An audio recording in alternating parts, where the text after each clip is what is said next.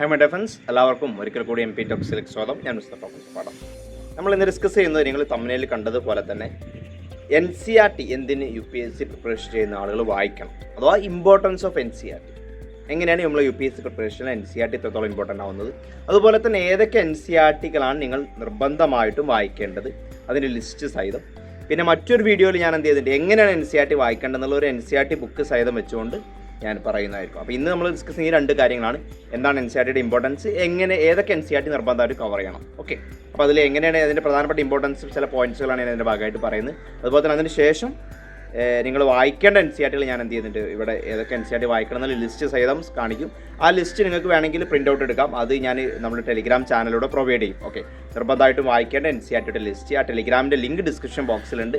ഇല്ലെങ്കിൽ അതുമായി ബന്ധപ്പെട്ട് നിങ്ങൾക്ക് എന്ത് അവിടെ കാണുന്ന നമ്പറിൽ ബന്ധപ്പെട്ടാലും ആ ഗ്രൂപ്പിൽ ജോയിൻ ചെയ്യാം. അവിടെ ആ ലിങ്കിൽ ജോയിൻ ചെയ്യാൻ പറ്റുന്നില്ലെങ്കിൽ നിങ്ങൾക്ക് എന്ത് ചെയ്യുക, ഗ്രൂപ്പിൽ അവിടെയുള്ള നമ്പറുമായി ബന്ധപ്പെട്ട് ഗ്രൂപ്പിലേക്ക് ജോയിൻ ചെയ്യാവുന്നതാണ്. ഓക്കെ, അതുപോലെ തന്നെ മുന്നായിട്ട് ക്ലാസ്സിലേക്ക് പോകുന്നതിന് മുന്നായിട്ട് നമ്മുടെ UPSC ഫ്രീ ക്ലാസ്സുകളൊക്കെ നടക്കുന്നുണ്ട്. അതെല്ലാം ഈ യൂട്യൂബ് ചാനലിലൂടെയാണ്. എല്ലാ ദിവസവും രാത്രി 8 മണിക്കാണ് ക്ലാസ് നടക്കുന്നത്. അതിനുവേണ്ടി ചാനൽ സബ്സ്ക്രൈബ് ചെയ്യുക. എന്നിട്ട് ഓൾറെഡി കഴിഞ്ഞ ക്ലാസ്സിൽ കാണാൻ വേണ്ടി പൊളിറ്റിയുടെ ലക്ഷ്മികാന്ത് വെച്ച് ക്ലാസ് നടക്കുന്നുണ്ട്. അത് കാണാൻ വേണ്ടിയിട്ട് നിങ്ങൾക്ക് എന്ത് ചെയ്യുക, പ്ലേലിസ്റ്റിൽ നോക്കിക്കഴിഞ്ഞാൽ ക്ലാസ്സുകൾ കാണാവുന്നതാണ്. എടുത്ത് കണ്ടു നോക്കുക. നിങ്ങൾ പ്രിപ്പറേഷന് ഗുണം ചെയ്യുന്നുണ്ടെങ്കിൽ നിങ്ങൾ എന്ത് ചെയ്യുക, കംപ്ലീറ്റ് ആയിട്ട് കാണുക. എന്തായാലും നിങ്ങളത് ഹെൽപ്ഫുൾ ആയിരിക്കും. ലക്ഷ്മികാന്ത് ഓരോന്നും നമ്മൾ സ്റ്റാൻഡേർഡ് ബുക്ക് ചെയ്ത് തന്നെ കവർ ചെയ്യുന്നുണ്ട്. അതുപോലെ തന്നെ നമ്മൾ ഒരുപാട് വിദ്യാർത്ഥികൾ ആവശ്യപ്പെട്ട അടിസ്ഥാനത്തിൽ NCERT മാത്രമായിട്ട് ഒരു ക്രാഷ് കോഴ്സ് നടക്കുന്നുണ്ട്. കംപ്ലീറ്റ് NCERT എൻ്റെ ഡയറക്റ്റ് ആയിട്ടുള്ള ക്ലാസ്സുകളിലൂടെ നിങ്ങൾക്ക് എന്ത് ചെയ്യുക, വിത്ത് ടെസ്റ്റ് സഹിതം പഠിക്കാൻ പറ്റുന്ന ഒരു NCERT ക്രാഷ് കോഴ്സ് ഉണ്ട്. വളരെ കുറഞ്ഞ ഫീസിൽ കുറച്ച് പേർക്ക് അതിലേക്ക് ജോയിൻ ചെയ്യാൻ പറ്റും. 5,000 ആണ് ഫീസ് വരുന്നത്. ഫസ്റ്റ് ജോയിൻ ചെയ്യുന്ന കുറച്ച് പേർക്ക് 1999 രൂപയെ ഫീസ് വരുന്നുള്ളൂ. അപ്പോൾ താല്പര്യമുള്ളവർ ഡിസ്ക്രിപ്ഷൻ ബോക്സിൽ നമ്പറുമായിട്ട് ബന്ധപ്പെടാം. അതിനെക്കുറിച്ച് കൂടുതൽ അറിയണമെങ്കിൽ അവിടെ നമ്പറുമായിട്ട് എന്ത് ചെയ്യുക, ബന്ധപ്പെടാവുന്നതാണ്.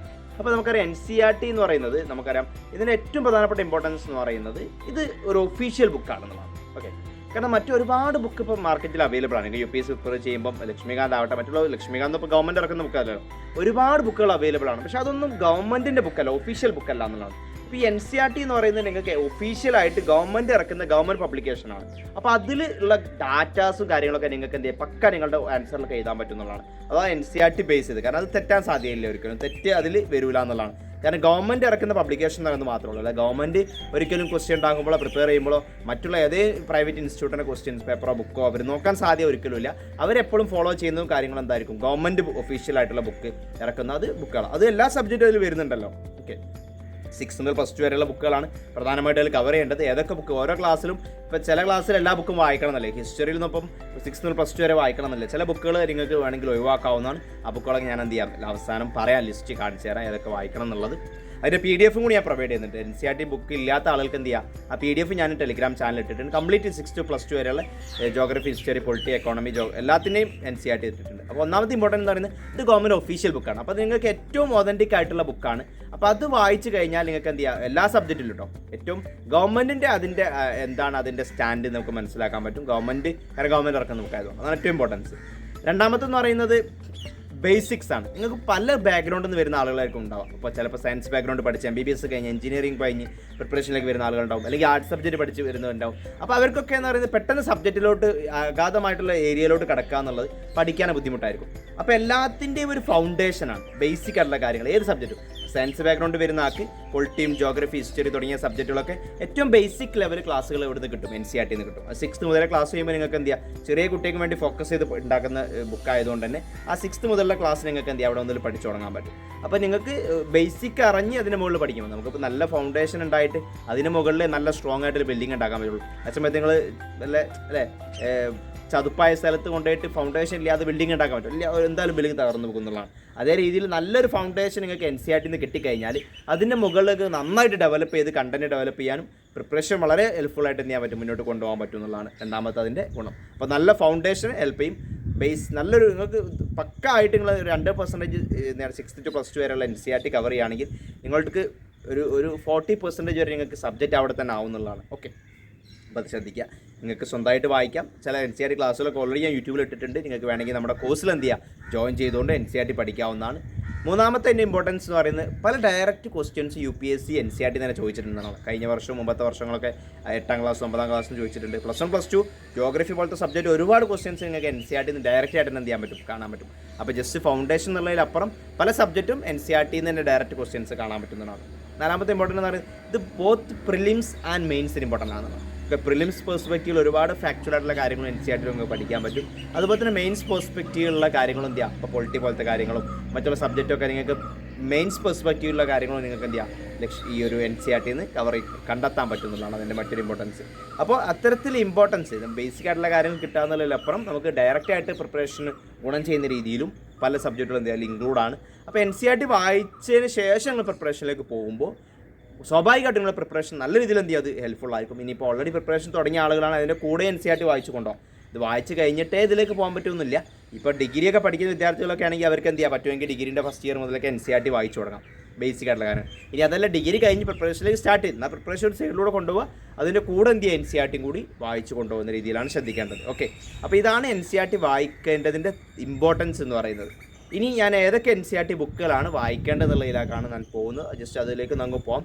അതിനുശേഷം ഞാൻ മറ്റൊരു വീഡിയോ എങ്ങനെ NCERT വായിക്കണം എന്നുള്ള ഒരു ബുക്ക് വെച്ചുകൊണ്ട് ഞാൻ എന്ത് ചെയ്യാം, വിശദീകരിച്ച് തരുന്നുണ്ട്. ഓക്കെ, അപ്പോൾ നമുക്ക് ഏതൊക്കെ NCERT ലിസ്റ്റിലോട്ട് പോകാം. ഓക്കെ, NCERTയുടെ ലിസ്റ്റാണ് ഞാൻ പറയുന്നത്. ഓക്കെ, ആ ഒരു പ്രത്യേക ഒരു ഷെഡ്യൂൾ തന്നെ നിങ്ങൾക്ക് നൽകുന്നുണ്ട്. അത് ടെലിഗ്രാം ചാനലിലൂടെ അപ്ലോഡ് നിങ്ങൾക്ക് തിരക്കാം കേട്ടോ. ടെലിഗ്രാമിൽ ജോയിൻ ചെയ്തിട്ട്, അത് കൂടാതെ ഒരുപാട് UPSC-യുമായി ബന്ധപ്പെട്ട മെറ്റീരിയൽസും കാര്യങ്ങളൊക്കെ ടെലിഗ്രാമിലോട്ട് ഇടാറുണ്ട്. അതിൽ ജോയിൻ ചെയ്ത് നിൽക്കുക. ഡിസ്ക്രിപ്ഷൻ ബോക്സിൽ ലിങ്ക് ഉണ്ട്. ഓക്കെ, അപ്പൊ അതിലേക്ക് പോകുന്നതിന് വേണ്ടി ഞാൻ നേരത്തെ പറഞ്ഞ നമ്മുടെ പ്രോഗ്രാം എന്ന് പറയുന്ന ഈ ഒരു ഇതാണ് പ്രിലിം സ്കില്ലർ ആയിട്ടുള്ള എക്സ്ക്ലൂസീവ് പ്രോഗ്രാമാണ്. NCERT-യുടെ മാത്രം എക്സ്ക്ലൂസീവ് ആയിട്ടുള്ള ഒരു കോഴ്സാണ് നടക്കുന്നത്. ഓക്കെ, അപ്പൊ അത് 6 to +2 വരെയുള്ള NCERT അത് കംപ്ലീറ്റ് ചെയ്തതിന്റെ ഭാഗമായിട്ട് കവർ ചെയ്യുന്നത് അത് നിങ്ങൾക്ക് കാണിക്കാം. അപ്പൊ അത് വേണമെങ്കിൽ ആ ഷെഡ്യൂൾ പ്രകാരം നിങ്ങൾക്ക് പഠിച്ചു തുടങ്ങാം. അപ്പൊ അതിൽ നമ്മൾ കവർ ചെയ്യുന്ന geography, history, polity, art and culture, economy, environment, പിന്നെ സോഷ്യോളജിയുടെ ചില ഏരിയാസ് കവർ ചെയ്യുന്നുണ്ട്. ഓക്കെ, അപ്പൊ ഓരോന്നും എന്ത് ക്ലാസ് വൈസ് ടെസ്റ്റ് ഉണ്ടാവും. ഓരോ ജോഗ്രഫി 6th കഴിഞ്ഞാൽ ടെസ്റ്റ് ഉണ്ടാവും. ആ രീതിയിലാണ് പോകുന്നത്. ഇപ്പൊ ഒരു സ്പെഷ്യൽ ഓഫറിൽ അതിലേക്ക് വേണമെങ്കിൽ എന്ത് ചെയ്യാം, ജോയിൻ ചെയ്യാൻ പറ്റും. 1999 അതിലേക്ക് ഇപ്പോൾ ജോയിൻ ചെയ്യുന്നവർക്ക് ഒരു സ്പെഷ്യൽ ഓഫറിൽ 20 പേർക്ക് അങ്ങനെയാണ് ഓഫർ വരുന്നത്. അപ്പൊ ഈ ഒരു NCERT, അപ്പൊ ആ NCERT ലിസ്റ്റ് ഞാൻ കാണിക്കുന്നല്ലോ, ഈ ലിസ്റ്റ് പ്രകാരം തന്നെയാണ് ഞാൻ നമ്മുടെ NCERT-യുടെ ക്രാഷ് കോഴ്സിന്റെ ഷെഡ്യൂൾ ഉണ്ടാക്കിയിട്ടുള്ളത്. ഓക്കെ, അത് ഞാൻ കാണിക്കുക. ഷെഡ്യൂൾ ഞാൻ ടെലിഗ്രാമിൽ ഇടാം. നിങ്ങൾക്ക് ജസ്റ്റ് ഒന്ന് താല്പര്യമുള്ള ഷെഡ്യൂൾ പ്രകാരം പറ്റുമെങ്കിൽ ഗ്രൂപ്പിൽ ഈ ഒരു ഫിനാൻഷ്യലി ഓക്കെ ആണെങ്കിൽ എന്ത് ചെയ്യാം, നമ്മുടെ പ്രോഗ്രാമിൽ ജോയിൻ ചെയ്ത് പഠിക്കുക. ഇനി അത് ഒട്ടും പറ്റുന്നില്ലെങ്കിൽ നിങ്ങൾക്ക് എന്ത് ചെയ്യാം, സ്വന്തമായിട്ട് ഇതേ രീതിയിൽ ഫോളോ ചെയ്ത് പഠിക്കാൻ ശ്രമിക്കാം. ഓക്കെ, അപ്പൊ അതിൽ നിർബന്ധമായി വായിക്കേണ്ട ബുക്കുകൾ എന്ന് പറയുന്ന ഒന്ന് ജോഗ്രഫി, അതുപോലെ തന്നെ ഹിസ്റ്ററി വരുന്നുണ്ട്, ഹിസ്റ്ററി വരുന്നുണ്ട്, അതുപോലെ തന്നെ പൊളിറ്റി, എക്കോണമി, ബയോളജി. ഈ ചാപ്റ്റേഴ്സ് ആണ്, ഈ ബുക്കാണ് പ്രധാനമായിട്ടും നിങ്ങൾ വായിക്കേണ്ടത്.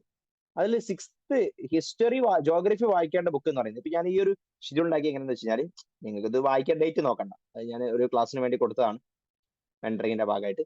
അപ്പൊ അത് reading, first reading, second reading, third reading, 3 reading ചെയ്യണം ഓരോ ബുക്കും. എന്നിട്ട് ടെസ്റ്റ് ചെയ്താൽ, ടെസ്റ്റ് ഒക്കെ നമ്മുടെ ക്രാഷ് കോഴ്സിന്റെ ഭാഗമായിട്ട് കിട്ടും. ആ ടെസ്റ്റ് എന്നാൽ ഡിസ്ക്രിപ്റ്റീവ് ആയിട്ടുള്ള ടെസ്റ്റ് ചെയ്തണം. അതുപോലെ തന്നെ പിന്നെ MCQs, പ്രിലിംസിന്റെ ടെസ്റ്റും ചെയ്യണം. ഈ രീതിയിലാണ് ഓരോ NCERT കവർ ചെയ്ത് പോകേണ്ടത്.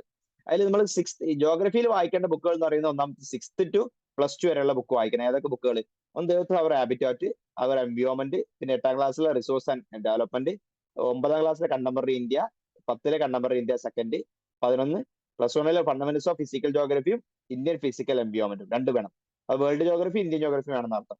പിന്നെ +2-ലാണ് ഫണ്ടമെന്റൽസ് ഓഫ് ഹ്യൂമൻ ജോഗ്രഫിയും അതുപോലെ തന്നെ ഇന്ത്യ, പീപ്പിൾ ആൻഡ് എക്കോണമി എന്നുള്ള ഈ 2 ബുക്കും കവർ ചെയ്യണം. ഓക്കെ, അതൊക്കെ 3 റീഡിങ് ചെയ്യണം, വിട്ടുപോകരുത് കേട്ടോ. പിന്നെ ഹിസ്റ്ററിയിലോട്ട് വരികയാണെങ്കിൽ ഒന്ന് 6th ഹിസ്റ്ററി ആണ് അവർ പാസ്റ്റ് 1, 7th അവർ പാസ്റ്റ് 2, 8th അവർ പാസ്റ്റ് 3, പിന്നെ 9th 10th ഒന്നും വേണമെന്നില്ല, അത് വേൾഡ് ഹിസ്റ്ററി ബന്ധപ്പെട്ട വെച്ച കാര്യങ്ങളാണ്. പിന്നെ +1-ല് ഫൈനാൻസുമായി ബന്ധപ്പെട്ട ഇൻട്രൊഡക്ഷൻ ഇന്ത്യൻ ആർട്ട് എന്നുള്ളത് ആർട്ട് ആൻഡ് കൾച്ചറിന്റെ ഭാഗമായിട്ടും ഈ ബുക്ക് ആണ് ഫോളോ ചെയ്യേണ്ടത് കേട്ടോ. പിന്നെ +2-ലെ themes in Indian history 1, themes 2, themes 3, ഈ +2-ലെ ഈ 3 ബുക്കും നിർബന്ധമായിട്ട് നിങ്ങൾ വായിക്കണം. അതിന്റെ കൂടെ നിങ്ങൾ തമിഴ്നാടിന്റെ +2 ബുക്ക് കിട്ടുകയാണെങ്കിലൊക്കെ ആർട്ട് ആൻഡ് കൾച്ചറുമായി ബന്ധപ്പെട്ട് എന്ത് ചെയ്യുക, അത് വായിച്ചു നോക്കൽ നല്ലതാണ് കേട്ടോ. കിട്ടുകയാണെങ്കിൽ കിട്ടുള്ളത് വായിച്ചാലും മതി. പൊളിറ്റിയിലോട്ട് വരികയാണ് 9th, 6th വേണ്ട, 9th മുതൽ സ്റ്റാർട്ട് ചെയ്താൽ 9th-ലെ ഡെമോക്രാറ്റിക് പൊളിറ്റിക്സ്, അവിടെ മുതലാണ് പൊളിറ്റി തുടങ്ങുന്നത്. പിന്നെ 10th-ലെ ഡെമോക്രാറ്റിക് പൊളിറ്റിക്സ്, പിന്നെ +1-ലെ ഇന്ത്യ കോൺസ്റ്റിറ്റ്യൂഷൻ വർക്ക്. ഇത് വളരെ ഇമ്പോർട്ടന്റ് വർക്കാണ്. വേറെ ഏത് വായിച്ചില്ലെങ്കിൽ ഇത് വായിക്കണം നിർബന്ധമായിട്ട്, പൊളിറ്റിയിൽ കേട്ടോ, വിട്ടുപോകരുത്.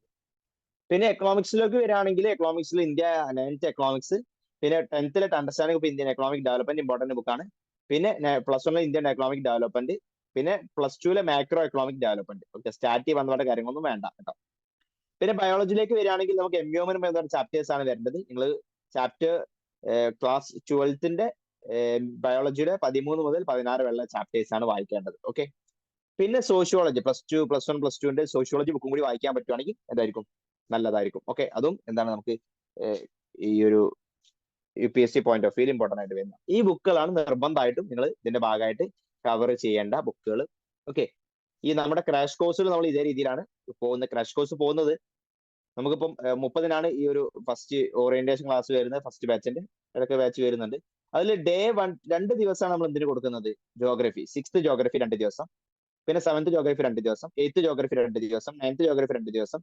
ഇതിൽ നിങ്ങൾ ചെയ്യുന്ന ഒന്ന് ക്ലാസ്, സൂമിലൂടെയാണ് ക്ലാസ് വരുന്നത്. ഒന്നുകിൽ ഏർലി മോർണിംഗ് 7 മണിക്കോ അല്ലെങ്കിൽ ഈവനിങ് 7 മണിക്കായിട്ടാണ് ക്ലാസ് വരുന്നത്.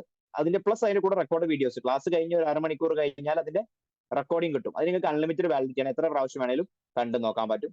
എന്നിട്ട് അതിന്റെ ടെസ്റ്റ് ഉണ്ടാവുക, പ്രിലിംസ് വോക്കിംഗ് ടെസ്റ്റ്, പിന്നെ അതിന്റെ സ്കോറും കാര്യങ്ങളൊക്കെ തീരുമാനിക്കാൻ അതിന്റെ കീ കിട്ടും. ഇതേ രീതിയിലാണ്. അപ്പൊ 10th വരെയുള്ളത് എന്ത് ചെയ്യുന്നുണ്ട്, 2 ക്ലാസ് വെച്ചിട്ട് കവർ ചെയ്യും.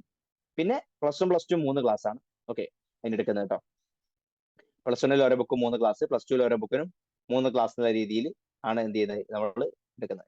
ഒരു ഹിസ്റ്ററി ഇതേപോലെ 6th 2 class, 7th 2 class, 8th ഇതേ 2 ക്ലാസ്, 10th വരെ 2 ക്ലാസ്, പ്ലസ് 1 പ്ലസ് 2 3 ക്ലാസ് രീതിയിലാണ്. പിന്നെ ആർട്ടിക്കൾച്ചർ കവർ ചെയ്യുന്നുണ്ട്, പിന്നെ പൊളിറ്റി കവർ ചെയ്യുന്നുണ്ട്, എക്കണോമിക്സ് കവർ ചെയ്യുന്നുണ്ട്. 40 ഡേ വരെ പറയുന്നുണ്ട് കേട്ടോ. ബയോളജി 55-ാം ദിവസം ബയോളജിയും കൂടി കവർ ചെയ്യും. പിന്നെ 1-2 ദിവസം സോഷ്യോളജിയുമായി ബന്ധപ്പെട്ട കാര്യങ്ങൾ അതിന്റെ ഭാഗമായിട്ടുണ്ടാവും. ഓക്കെ, ഏകദേശം ഒരു 60 ദിവസത്തിനുള്ളിലായിട്ട് കംപ്ലീറ്റ് NCERT വിട്ട് ടെസ്റ്റ് കവർ ചെയ്യുന്ന പ്രോഗ്രാമാണ് ഈ NCERT ക്രാഷ് കോഴ്സ്. സോറി, താല്പര്യമുള്ളവർക്ക് എന്ത് ചെയ്യുക, ജോയിൻ ചെയ്യുക. വളരെ കുറഞ്ഞ ഫീസേ നിങ്ങൾക്ക് വരുന്നുള്ളൂ, അഫോർഡബിൾ ആയിട്ടുള്ള എല്ലാവർക്കും അഫോർഡ് ആവുന്ന ഫീസുകളാണ് നമ്മൾ എല്ലാ പ്രോഗ്രാമിനും ഇട്ടിട്ടുള്ളത്. ഓക്കെ, അപ്പൊ താല്പര്യമുള്ള ആൾ എന്ത് ചെയ്യുക, ഡിസ്ക്രിപ്ഷൻ ബോക്സിലെ നമ്പറുമായിട്ട് ബന്ധപ്പെടുക. അപ്പൊ ഈ NCERT ലിസ്റ്റ് ഞാൻ എന്ത് ചെയ്യാം, നിർബന്ധം എന്തായാലും ടെലിഗ്രാം ചാനലിൽ ഞാനിപ്പം തന്നെ ഇടാം, ഈ വീഡിയോയുടെ കൂടെ തന്നെ. അപ്പൊ അതിൽ ജോയിൻ ചെയ്യുക, ടെലിഗ്രാമിൽ എന്തായാലും ജോയിൻ ചെയ്തിരിക്കുക.